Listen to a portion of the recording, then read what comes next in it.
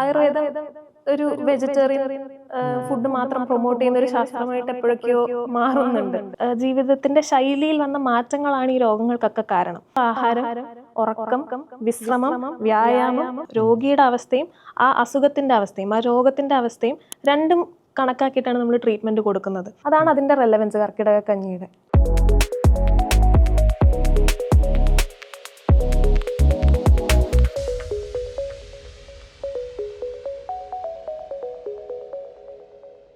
നമസ്കാരം. ആരോഗ്യം ഒരു ലക്ഷ്യമല്ല, അതൊരു ജീവിത രീതിയാണ്. ഇത് പറഞ്ഞിരിക്കുന്നത് 5000 വർഷം പഴക്കമുള്ള ഒരു വൈദ്യശാസ്ത്രത്തിലാണ്, ആയുർവേദം. ഈ വിഷയത്തിൽ നമ്മോടുകൂടെ സംസാരിക്കാനുള്ളത് doctor Dona Maria, BAMS, MSc yoga and geriatric counselling. നമസ്കാരം ഡോക്ടർ. നമസ്കാരം. ഞാൻ വളരെ ബേസിക് ആയിട്ടുള്ള ഒരു വിഷയത്തിലേക്ക്. നമുക്കിന്ന് പല ചികിത്സാ രീതികൾ ഉള്ളപ്പോൾ എന്തിനാണ് ഞാൻ ആയുർവേദം തിരഞ്ഞെടുക്കേണ്ടത്? ആയുർവേദം എന്തുകൊണ്ട് എന്നുള്ളതിനുള്ള ഉത്തരം, നമ്മൾ ഒരു രോഗി വരുന്നു, ആ രോഗിയുടെ അപ്പോഴത്തെ അവസ്ഥ എന്താണോ, രോഗിയുടെ അവസ്ഥയും ആ അസുഖത്തിൻ്റെ അവസ്ഥയും ആ രോഗത്തിൻ്റെ അവസ്ഥയും രണ്ടും കണക്കാക്കിയിട്ടാണ് നമ്മൾ ട്രീറ്റ്മെൻറ്റ് കൊടുക്കുന്നത്. അപ്പോൾ അതുകൊണ്ട് തന്നെ ആ ട്രീറ്റ്മെൻറ്റ് വളരെ അസുഖത്തിനും സ്പെസിഫിക് ആയിരിക്കും, ആ പേഷ്യൻറ്റിനും സ്പെസിഫിക് ആയിരിക്കും. അല്ലാതെ എല്ലാത്തിനും ഒരു ടൈപ്പ് ഓഫ് ഡിസീസിന് ഒരു മെഡിസിൻ അങ്ങനെ ഒരു ഇതല്ല നമ്മൾ ഫോളോ ചെയ്യുന്നത്. അതുപോലെ തന്നെ ഇപ്പോൾ വന്നൊരു ഡിസീസിനെ നമ്മൾ ട്രീറ്റ് ചെയ്യുന്നത് അതിൻ്റെ റൂട്ട് കോസിൽ നിന്ന് തന്നെയാണ്. ഇപ്പം പറഞ്ഞതുപോലെ രോഗീനെ നമ്മൾ അഡ്രസ്സ് ചെയ്യുന്നത് കൊണ്ട് എന്തുകൊണ്ട് ആ ഡിസീസ് വന്നു, അതിൻ്റെ കാരണം, അതിൻ്റെ പാത്തോഫിസിയോളജി, അത് മുഴുവൻ നമ്മൾ അനലൈസ് ചെയ്തിട്ട് ഒരു ട്രീറ്റ്മെൻറ്റ് പ്രോട്ടോക്കോൾ നമ്മൾ സെറ്റ് ചെയ്യുന്നത്. അപ്പം അതുകൊണ്ട് അതിൻ്റെ റൂട്ട് കോസ് എന്നുള്ള എലിമിനേഷൻ അല്ലെങ്കിൽ ആ രോഗത്തിന് ഇല്ലാണ്ടാക്കാൻ നമുക്ക് പറ്റും. ഫോർ എക്സാമ്പിൾ, ഇപ്പോൾ ഒരു പനി വന്നു, ഒരു പനിക്ക് നമ്മൾ വെറുതെ ഒരു പാരസെറ്റമോൾ കഴിച്ചാലും നമുക്ക് പനി മാറും. പക്ഷെ അതിന് ആയുർവേദത്തിലേക്ക് വരുമ്പോൾ ആ പനിയുടെ കാരണങ്ങൾ, ഇപ്പോൾ ഒരു ഇൻഡൈജഷൻ കാരണം, എന്തെങ്കിലും ഡൈജസ്റ്റീവ് ഇഷ്യൂസ് കാരണം പോലും നമുക്ക് ടെമ്പറേച്ചർ റൈസ് ചെയ്യാം. അപ്പോൾ അവിടെ നമ്മൾ ഒരു മോഡേൺ മെഡിസിനോ ഫോർ എക്സാമ്പിൾ പാരസെറ്റമോൾ കഴിച്ചാൽ ആ ടെമ്പറേച്ചർ സബ്സൈഡ് ചെയ്യും. പക്ഷെ അതിൻ്റെ റൂട്ട് കോസ് ആയിട്ടുള്ള ഡൈജസ്റ്റീവ് സിസ്റ്റത്തിൻ്റെ ഇമ്പയർമെൻറ്റ് അല്ലെങ്കിൽ അതിൻ്റെ അസുഖങ്ങൾ പിന്നെയും അവിടെ നിൽക്കും. ആയുർവേദം കഴിക്കുമ്പോൾ നമ്മൾ ആ കോസ് അനലൈസ് ചെയ്ത്, ഇപ്പോൾ അതൊരു ഡൈജസ്റ്റീവ് സിസ്റ്റത്തിൻ്റെ പ്രശ്നമാണെങ്കിൽ നമ്മൾ ആദ്യം അഡ്രസ്സ് ചെയ്യുക ആ പേഷ്യൻറ്റിൻ്റെ ഡൈജഷൻ കറക്റ്റ് ചെയ്യുക. നമ്മൾ ആയുർവേദത്തിൽ പറയുന്നത് അഗ്നി കറക്റ്റ് ചെയ്യുക എന്നുള്ളതാണ്. അപ്പോൾ അഗ്നി കറക്റ്റ് ചെയ്ത് വരുമ്പോൾ തന്നെ ഓട്ടോമാറ്റിക്കലി ആ ടെമ്പറേച്ചർ മാറും, പേഷ്യൻറ്റിന് റിലീഫാണ്, ആ അസുഖവും മാറും, ആ പേഷ്യൻറ്റും ആരോഗ്യത്തിലേക്ക് വരും. അപ്പോൾ അങ്ങനെയാണ് നമ്മുടെ ട്രീറ്റ്മെൻറ്റ് അപ്രോച്ച് വരുന്നത്. അത് ലോങ് ലാസ്റ്റിംഗും ആയിരിക്കും. ഇതൊക്കെ തന്നെയാണ് ആയുർവേദത്തിൻ്റെ ചികിത്സയുടെ പ്രസക്തി. നമ്മുടെ ഈ ഇടയ്ക്ക്, അതായത് നമ്മുടെ ഈ കാലത്തുള്ള പലരുടെയും കോമൺ ആയിട്ടുള്ള, അതായത് സാധാരണമായിട്ടുള്ള അസുഖങ്ങളുടെ എല്ലാം കാരണം നമ്മുടെ ലൈഫ് സ്റ്റൈലാണ്, നമ്മുടെ ജീവിത രീതികളാണ്. ഇന്നത്തെ ആയുർവേദം ഒരു 5000 വർഷം മുമ്പ് ഉണ്ടാക്കിയ അല്ലെങ്കിൽ ഉണ്ടായി വന്ന ഒരു ശാസ്ത്രമാണ്.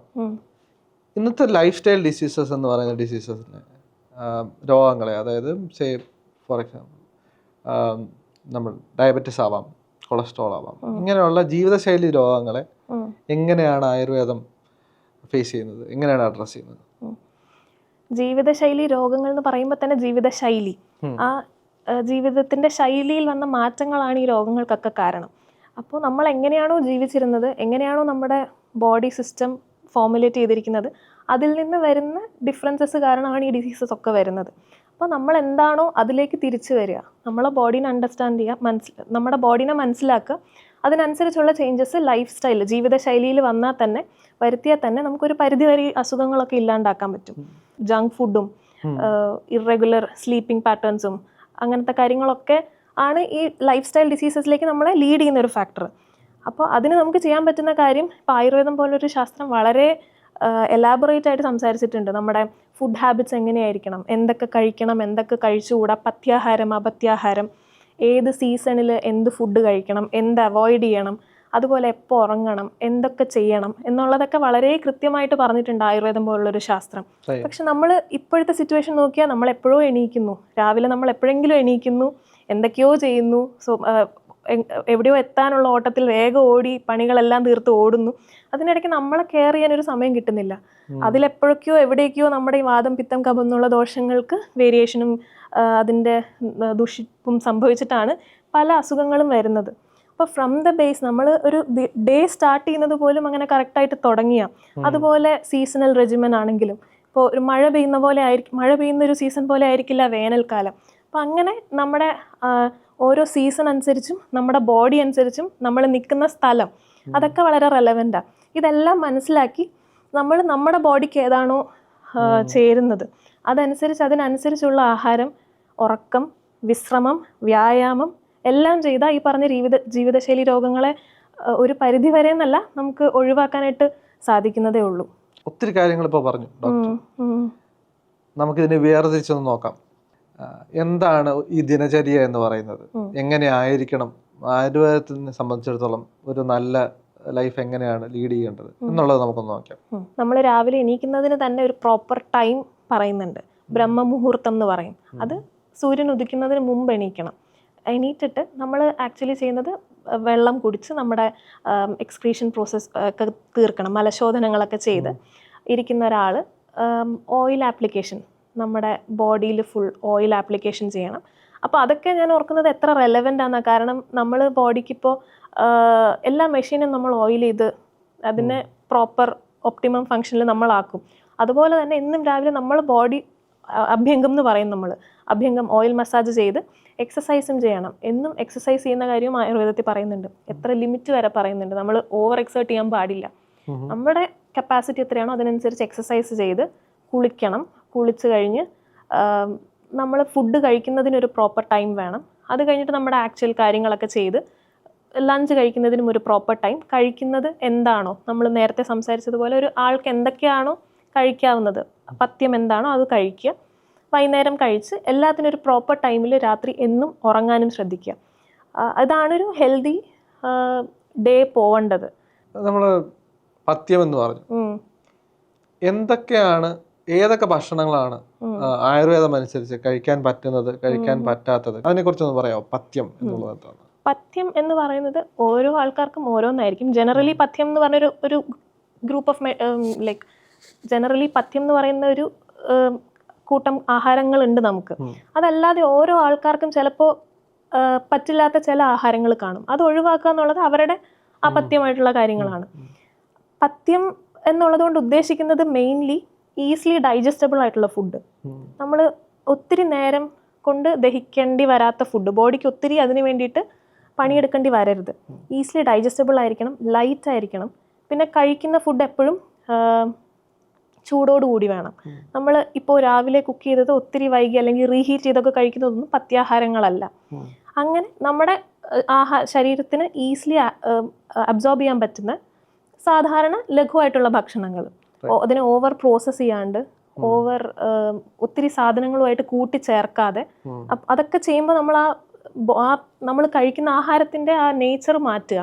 അങ്ങനെയൊന്നും ചെയ്യാതെ കഴിക്കുന്നത് എന്താണോ അത് ലൈറ്റ് ആൻഡ് ഈസിലി അബ്സോർബിൾ ആയിട്ട് കഴിക്കുക എന്നുള്ളതാണ്. അതുപോലെ കഴിക്കുന്ന കാര്യത്തിൽ പ്രോപ്പർ ടൈമിങ്, എല്ലാ ദിവസവും ഒരേ സമയത്ത് കഴിക്കുക എന്നുള്ളതും വളരെ ഇമ്പോർട്ടൻ്റ് ആണ്. അതുപോലെ തന്നെ ക്വാണ്ടിറ്റി, കഴിക്കുന്നത് ഒരിക്കലും നമ്മൾ ഓവർ ആവരുത്. നമ്മുടെ ആയുർവേദം പറയുന്നതനുസരിച്ച് 1/4 പാർട്ട് എപ്പോഴും ഒഴിച്ചിട്ടിട്ട് വേണം ഫുഡ് കഴിക്കാൻ നമ്മുടെ സ്റ്റൊമക്കിൻ്റെ. നമ്മുടെ വയറിൽ കൊള്ളുന്നതിൻ്റെ ഇനി ഒരു ഭാഗം കൂടി കഴിക്കാൻ പറ്റണം. അപ്പോൾ നമ്മൾ ഫുഡ് നിർത്തണം. അതാണ് ഫുഡ് കഴിക്കേണ്ട ഒരു ക്വാണ്ടിറ്റി. പിന്നെ നമ്മൾ രാത്രി കഴിക്കാവുന്നത് എന്ന് ചോദിച്ചതിൽ, രാത്രി ആയതുകൊണ്ട് തന്നെ തണുപ്പുള്ളതും ആ രാത്രിയുടെ തണുപ്പുണ്ടല്ലോ, അപ്പോൾ പിന്നെയും ബോഡീനെ പിന്നെയും തണുപ്പിലേക്ക് കൊണ്ടുപോകാണ്ടിരിക്കാൻ പാകത്തിന് തൈര് പോലുള്ള സാധനങ്ങളൊക്കെ രാത്രിയിലത്തേക്ക് വെക്കാതെ അത് ഉച്ചത്തെ നേരത്തെ ആഹാരത്തിലേക്കാണെങ്കിൽ കുറച്ചും കൂടി നന്നായിരിക്കും. അങ്ങനെ നമ്മൾ കുറച്ചും കൂടി മൈൻഡ്ഫുൾ ആയിട്ട് എന്ത് വേണം എന്ത് വേണ്ട എന്നുള്ളത് ഇൻഡിവിജ്വലി നമ്മൾ ഓരോരുത്തർക്കും എന്താ പറ്റുക എന്നുള്ളതും കൂടെ ഒന്ന് അനലൈസ് ചെയ്തിട്ടാണ് ഓരോരുത്തരുടെ പഥ്യം അപഥ്യം. പിന്നെ അതുപോലെ തന്നെ ഒരു അസുഖമില്ലാതിരിക്കുന്ന ഒരാളുടെ ആഹാര രീതി ആയിരിക്കില്ല ഓരോ അസുഖങ്ങൾക്കും. ആ അസുഖം വരുമ്പോൾ ആ അസുഖത്തിനെ ട്രീറ്റ് ചെയ്യാൻ പാകത്തിനുള്ള ഫുഡും അവോയ്ഡ് ചെയ്യേണ്ട ഫുഡും അതനുസരിച്ച് അന്നേരം ആ പഥ്യവും അപഥ്യവും മാറി മാറി വരും. പൊതുവെ ആയുർവേദം എന്ന് പറയുമ്പം മനസ്സിൽ വരുന്നത് വെജിറ്റേറിയൻ ഫുഡാണ്, നമ്മൾ കൊണ്ടു നടക്കേണ്ട വെജിറ്റേറിയൻ ഫുഡാണ് എന്നുള്ളതാണ്. നമ്മുടെ ഇന്ത്യ ഉൾപ്പെടുന്ന ഈ ഭാഗങ്ങൾ, ഈ ലോകത്തിൻ്റെ ഈ ഭാഗം വെച്ച് നോക്കുകയാണെങ്കിൽ നമുക്ക് പലപ്പോഴും പ്രോട്ടീൻ്റെ കുറവുകളുള്ള ഫുഡുകളാണ് നമ്മൾ കഴിക്കുന്നതെന്നാണ് വെപ്പ്. ആയുർവേദം എങ്ങനെയാണ് ഇതിനെ നേരിടുന്നത്? ആയുർവേദത്തിൽ നമ്മൾ കാണുമ്പോൾ ഒരു പക്ഷേ വെജിറ്റേറിയൻ ഫുഡായിരിക്കും നമ്മൾ പറയുന്നത്. ഈസിലി ഡൈജസ്റ്റ് ചെയ്യാൻ പറ്റുന്ന എളുപ്പം കിട്ടുന്ന ഫുഡൊക്കെ ആയിരിക്കും പറയുന്നത്. പക്ഷെ നമ്മൾ ആയുർവേദം നോക്കുകയാണെങ്കിൽ നല്ലോണം നോൺ വെജിറ്റേറിയൻ ഫുഡിനെ എക്സ്പ്ലെയിൻ ചെയ്യുന്ന ഒരു ശാസ്ത്രമാണ് ആയുർവേദം. ഇപ്പോൾ പക്ഷെ അത് രോഗിയുടെയും രോഗത്തിൻ്റെയും ഒക്കെ അവസ്ഥ നോക്കിയിട്ട് ഇപ്പം നല്ലോണം നറിഷ്മെൻറ്റ് വേണ്ട ഒരു അവസ്ഥയിലേക്ക്, ഇപ്പോൾ ക്ഷയം പോലത്തെ ഒരു രോഗത്തിൽ നമ്മൾ ആ പേഷ്യൻറ്റിനെ ഹെൽത്തി ആക്കാൻ വേണ്ടിയിട്ട് റിവൈവ് ചെയ്യാൻ വേണ്ടിയിട്ട് നമ്മൾ കൊടുക്കുന്നത് മാംസം തന്നെയാണ്. നമ്മൾ പറയുന്ന പോലെ ഒരു മസിൽ അല്ലെങ്കിൽ ഒരു മാംസക്ഷയം, നമ്മൾ പറഞ്ഞ ധാതുക്കളിൽ മാംസക്ഷയം വരുന്ന ഒരു സിറ്റുവേഷനിൽ നമ്മൾ കൊടുക്കുന്നത് മാംസം തന്നെയാണ്, അതിൻ്റെ പല ഫോംസിൽ. ഇപ്പോൾ അത് ചിലപ്പോൾ ചിലർക്ക് അത് അറിയാത്ത രീതിയിൽ, ഇപ്പോൾ മാംസം കഴിക്കാൻ താല്പര്യമില്ലാത്തവരായിരിക്കും, അല്ലെങ്കിൽ നമ്മൾ അങ്ങനെ ക്ഷയിച്ചിരിക്കുന്ന ഒരു സാഹചര്യത്തിൽ നമ്മുടെ ദഹനമൊന്നും അത്ര നന്നായിട്ടിരിക്കില്ല. അപ്പോൾ നമുക്കങ്ങനെ ഒരു മാംസം കഴിക്കാനുള്ളൊരു തോന്നലും ഉണ്ടാവില്ല. അങ്ങനെയുള്ള സിറ്റുവേഷനിലൊക്കെ ആയുർവേദത്തിൽ തന്നെ പറയുന്നുണ്ട് അതാണെന്ന് അറിയാത്ത രീതിയിൽ അത് കൊടുക്കുക. അപ്പോൾ അത് ആക്ട് ചെയ്യുന്നത് ഒരു മെഡിസിൻ ആയിട്ടാണ്. നമ്മുടെ ജനറൽ പ്രിൻസിപ്പിൾ ഇല്ലേ, നമ്മുടെ ലൈക്ക് സാധനങ്ങൾ കൊടുത്താൽ അതിനെ ഇംപ്രൂവ് ചെയ്യും. ഇപ്പോൾ മാംസം കൊടുത്താൽ മാംസധാതു നന്നാവും. ആ ഒരു കോൺസെപ്റ്റാണ്. നമ്മൾ എന്താണോ കൂട്ടേണ്ടത് അത് ആ ഫോമിൽ കൊടുക്കുക. ക്ഷീണിച്ചിരിക്കുന്ന ഒരാൾക്ക്, വണ്ണം ഇല്ലാത്ത ഒരാൾക്ക് വണ്ണം വെക്കണം. അപ്പോൾ അതിൻ്റെ കൂടെ നമ്മൾ ചെയ്യേണ്ട കാര്യങ്ങളാണ് ഡൈജഷൻ ഇംപ്രൂവ് ചെയ്യുക. അതിൻ്റെ കൂടെ ഇതുപോലുള്ള മാംസാഹാരങ്ങളും ഒക്കെ കൊടുത്താണ് നമ്മൾ ആ റിജുവനേഷൻ നടത്തുന്നത്. അപ്പോൾ ആയുർവേദത്തിൽ അതുപോലെ തന്നെ മാംസങ്ങൾ ഏതൊക്കെ എപ്പോഴൊക്കെ കൊടുക്കണം, ഏതാണ് നല്ലത്, ഏതാണ് ഉപയോഗിക്കാൻ പാടില്ലാത്തത് എന്നൊക്കെ ഉള്ള വളരെ എലാബറേറ്റ് ആയിട്ട് നോൺ വെജ് ഫുഡിലും ഒക്കെ, ഐ മീൻ ഓരോ രോഗാവസ്ഥയിലൊക്കെ കൊടുക്കേണ്ടത് എപ്പോഴാണെന്നൊക്കെ ഒത്തിരി നന്നായിട്ട് എക്സ്പ്ലെയിൻ ചെയ്തിട്ടുണ്ട്. പക്ഷെ അത് ജനറൽ പബ്ലിക്കിലേക്ക് വരുമ്പോൾ ആയുർവേദം ഒരു വെജിറ്റേറിയൻ ഫുഡ് മാത്രം പ്രൊമോട്ട് ചെയ്യുന്ന ഒരു ശാസ്ത്രമായിട്ട് എപ്പോഴൊക്കെയോ മാറുന്നുണ്ട്. നമ്മൾ 1-2 പ്രാവശ്യത്തിൽ കൂടുതൽ ഈ സീസണാലിറ്റി പറഞ്ഞിട്ടുണ്ടായിരുന്നു. പല സമയങ്ങളിൽ, അത് ഒരു വർഷത്തിന്റെ തന്നെ പല സമയങ്ങളിൽ പല ആയിട്ടാണ് നമ്മൾ ഭക്ഷണം കഴിക്കേണ്ടതെന്നുള്ളത്. അതിനെക്കുറിച്ച് ഒന്ന് ചെറുതായിട്ട് പറയാമോ? ഇപ്പോൾ തന്നെ നമ്മുടെ വളരെ ഫേമസ് അല്ലെങ്കിൽ ഇപ്പോൾ വളരെ റെലവൻ്റ് ആയിട്ട് എല്ലാവരും ചെയ്യുന്നതാണ് കർക്കിടക ചികിത്സ എന്നൊക്കെ പറയുന്നത്. അപ്പോൾ തന്നെ നമ്മുടെ കർക്കിടകം എന്തുകൊണ്ട് എന്നുള്ളൊരു ചോദ്യം വരാം. കർക്കിടകത്തിൽ എന്തുകൊണ്ട് ആയുർവേദത്തിന് ഇത്രയും പ്രസക്തി വരുന്നു എന്നുള്ളതുണ്ട്.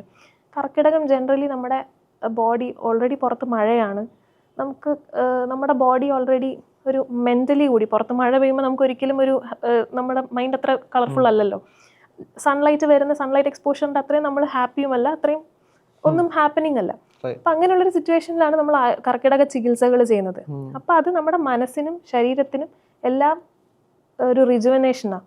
അതുപോലെ ഇപ്പോൾ നല്ലോണം വേനലാണെങ്കിൽ നമ്മൾ അന്നേരം അന്നേരം ചെയ്യേണ്ടത് നമ്മുടെ ബോഡീനെ കൂളാക്കുന്ന കാര്യങ്ങളാണ്. ഇപ്പോൾ കഴിക്കുന്ന ഫുഡാണെങ്കിലും കുടിക്കുന്ന വെള്ളം അല്ലെങ്കിൽ നമ്മൾ കുളിക്കേണ്ടത്, അങ്ങനെയുള്ള കാര്യങ്ങളെല്ലാം നമ്മുടെ ബോഡീനെ തണുപ്പിക്കാനുള്ളതിലേക്ക് മാറേണ്ടി വരും. അതാണ് ഞാൻ ഉദ്ദേശിച്ച ഈ സീസണാലിറ്റി ഫുഡിലും വരുന്നത്. അപ്പോൾ അന്നേരം കഴിക്കേണ്ട ചൂടുള്ള സമയത്ത് കഴിക്കുന്ന ഫുഡായിരിക്കില്ല നമ്മൾ തണുത്ത സമയത്ത് കഴിക്കുന്നത്. തണുപ്പുള്ള ക്ലൈമറ്റിൽ നമ്മൾ ചൂടുള്ളതും നമ്മുടെ ബോഡിക്ക് ഹീറ്റ് ആവുന്ന ഫുഡും നമ്മൾ കഴിക്കും. ചൂടാവുമ്പോൾ ബോഡീനെ കൂൾ ചെയ്യാനുള്ള കാര്യങ്ങൾ നമ്മൾ ചെയ്യും. അങ്ങനെയാണ് അത് സീസണാലിറ്റി എന്ന് പറയുന്നത്. അപ്പോൾ അന്നേരം ആ ക്ലൈമറ്റിൽ നമ്മുടെ വാതപിത്ത കഫം ഏതാണോ മാനേജ് ചെയ്യേണ്ടത് അതനുസരിച്ചുള്ള ആഹാരം, അതിനെ ബാക്ക് ടു നോർമൽ കൊണ്ടുവരാനുള്ളത്. ഈ കർക്കിടക കഞ്ഞിനെ കുറിച്ച് ഒന്ന് കൂടുതൽ സംസാരിക്കാം. എന്താണ് കർക്കിടക കഞ്ഞി, എന്തുകൊണ്ടാണ് നമ്മൾ അത് കഴിക്കുന്നത്, അതിലെന്താണ് അടങ്ങിയിരിക്കുന്നത് എന്നുള്ളത്? കർക്കിടക കഞ്ഞിയിൽ യൂഷ്വലി നമ്മൾ ഞവര അരി വെച്ചാണ് ഉണ്ടാക്കാറുള്ളത്. അതിൻ്റെ ഞവര എന്ന് പറയുമ്പോൾ തന്നെ ഹൈലി നമ്മുടെ ഒരു നറിഷിംഗ് ആയിട്ടുള്ളൊരു ധാന്യമാണ്. ഞവരയുടെ കൂടെ തന്നെ നമ്മളെ വാദത്തെ കൺട്രോൾ ചെയ്യാനുള്ള ബാക്കി മെഡിസിൻസ് ഒക്കെ ചേർത്തിട്ടാണ് കർക്കിടക കഞ്ഞി പ്രിപ്പയർ ചെയ്ത് കഴിക്കുന്നത്. അന്നത്തെ കാലത്ത് ആ ഒരു സമയം നമ്മൾ പറയാം, മഴ പെയ്യുമ്പോൾ വേറെ പുറത്ത് പോയി കൃഷി ചെയ്ത് വേറെ ഫുഡ് കിട്ടി ഒത്തിരി ഓപ്ഷൻസ് ഇല്ല. പക്ഷെ അവർക്ക് അവരുടെ ബേസിക് എനർജി മെയിൻറ്റെയിൻ ചെയ്യണം, അവരുടെ ന്യൂട്രിറ്റീവ് നീഡ്സ് ഒക്കെ കീപ്പ് ചെയ്യണം. അപ്പോൾ അതിന് ഞവര പോലുള്ള വളരെ ന്യൂട്രിറ്റീവ് ആയിട്ടുള്ളൊരു ധാന്യം ചൂസ് ചെയ്തു അതിലേക്ക് കിട്ടാവുന്ന വാദ പെസിഫൈങ് ആയിട്ടുള്ള മെഡിസിൻസ് ആഡ് ചെയ്തിട്ടുണ്ടാക്കുന്നതാണ് കർക്കിടക കഞ്ഞി. അതാണ് അതിന്റെ റെലവൻസ് കർക്കിടക കഞ്ഞിയുടെ. ഇതില് മെഡിസിൻസ് എക്സ്ട്രാ നമ്മൾ ആഡ് ചെയ്യുന്നുണ്ടോ? വേറെ ആഡ് ചെയ്യുന്നുണ്ട്. ആശാളി, ശതകുപ്പ പോലുള്ള വേറെ നമുക്ക് കിട്ടും, മെഡിസിൻസ് കിട്ടും. അത് ആഡ് ചെയ്തിട്ടാണ് നമ്മൾ കഞ്ഞി ഉണ്ടാക്കുന്നത്.